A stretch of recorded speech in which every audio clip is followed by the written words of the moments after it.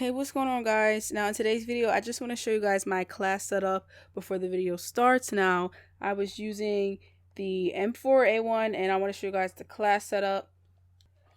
So this is the class setup that I was using in today's video. We got the monolithic suppressor, the M16 barrel, the Ranger foregrip, 60 round mag, and the GI Mani reflex. No stock or nothing. And this class setup is amazing. So yeah, I recommend you guys use this class setup if you guys want to drop a nuke. Or you can also use the Graw. Now the Graw, this class setup is a beast. You could use this class setup as well and pause it to make this your class setup. And for your perks, make sure you have EOD on. I have double time on because I was playing a different game mode. But yeah, make sure you have EOD on as your first perk. And yeah, make sure you have stem shot and everything else. Hey, what is going on, guys? It's your girl Stephanie and I am back with a new video. Now in today's video, I'm basically going to be giving you guys 5 tips on how to drop your first nuclear on ground war. Now, I know there are players that have been asking me in my comments that said that they can't drop a nuke. How did you drop your first nuke? What was another one that said, can you give some tips on ground war because you seem to know about the spawns and stuff like that. So here you guys have it. I have the video, the gameplay, and yeah, so let's get right to it. So for tip number 1, I would say look at your surroundings on ground war. Now I feel like surroundings are like the number 1 thing because you can always get shot in your back, C4s thrown at you, claymores or anything, but that's because you should have EOD on, but that is for another story. But yeah, the spawns are messed up on this game, I'm telling you, so you're definitely gonna need that on, that EOD. So, and also people walking around with dead silence on and want to be sneaking up on you, knifing you or whatever. So I would say make sure you're looking at your surroundings because of spawns and everything, and the people spawning behind you. Like, what? I've just never heard of a game like that where people really are spawning in the same building as you, your enemies and stuff like that. Maybe like 5 or 6 of them camping in a room. Like, it's really wild. It's really crazy on ground war, but I still feel like you could definitely drop a nuke on ground war regardless of how the spawns are or people spawning behind you, or you have to like look at your surroundings and stuff like that. So yeah, that's tip number 1. So for tip number 2, I would say have a good class setup that best suits you and your playstyle. And what I mean by that is it's self-explanatory. So if you don't like using the M4, then don't use the M4. Use the Graw, use the MP7, use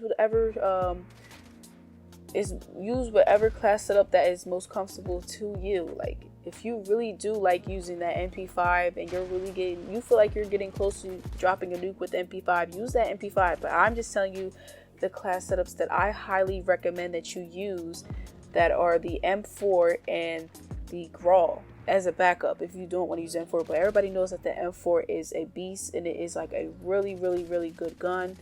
So yeah, that is tip number 2. But yeah, I do understand if you don't like the class setup that I'm using, it's okay. You can use another gun or the Graw. The Graw is a really good class setup, a really good gun.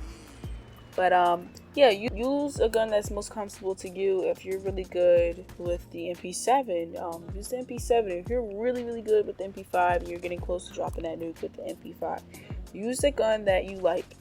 I wouldn't say follow other YouTubers with class setups. Yes, the M4 is a beast. Everybody knows that it's the best gun to use. So I highly recommend you using the M4 to drop your first nuke. If you're not going to use that, I have a second gun. I would say the Graw. The Graw is amazing. It's a beast.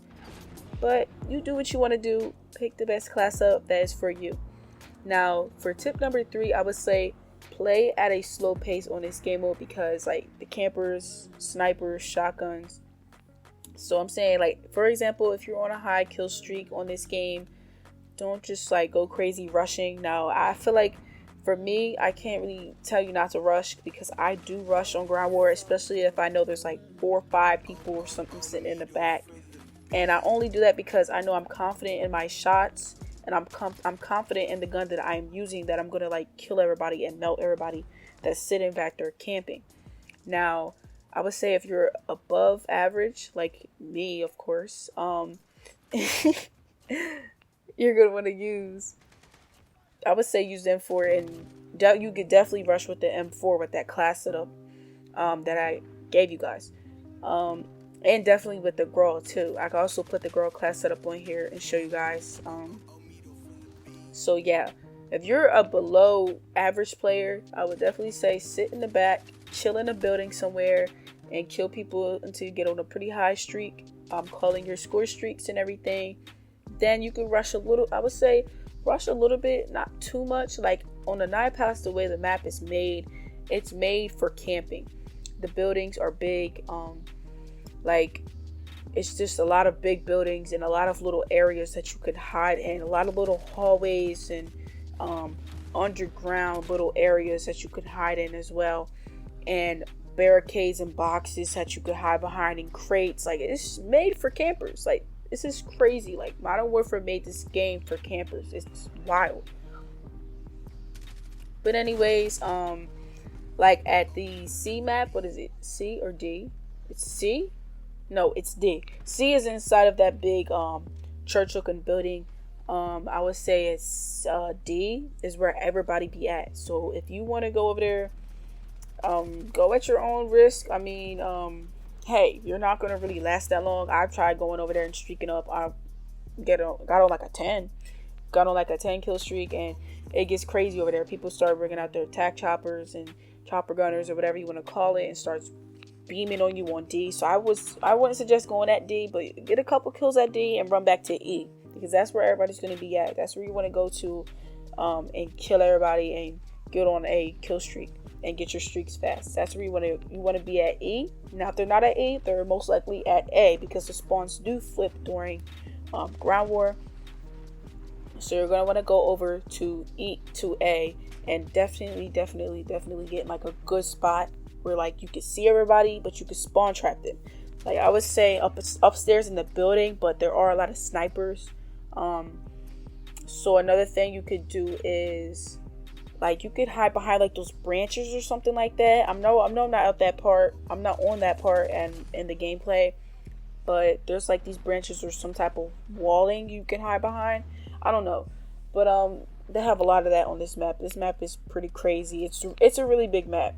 So I would say for tip number 4, I would say try to get your for tip number 4, I would say try to get your lethal streaks throughout the whole entire game.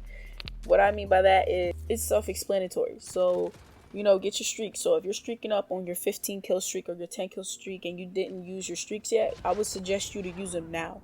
Now for advanced UAV, make sure you have an advanced UAV. Like you're not, I wouldn't say you're not going to drop a nuke, but you're less likely to drop a nuke if you don't have advanced UAV on. Now advanced UAV, I would say I usually use my advanced UAV immediately, but that's not really the strategic way to do it. Now I do that because that's just my play. I don't know. That's my play style, and I'm a little messy with my play style. Like I'll go back and forth. Like sometimes I may wait and use my advanced UAV, and then sometimes I immediately use it because it is an emergency where I need to see where everybody's mapped out at on the map.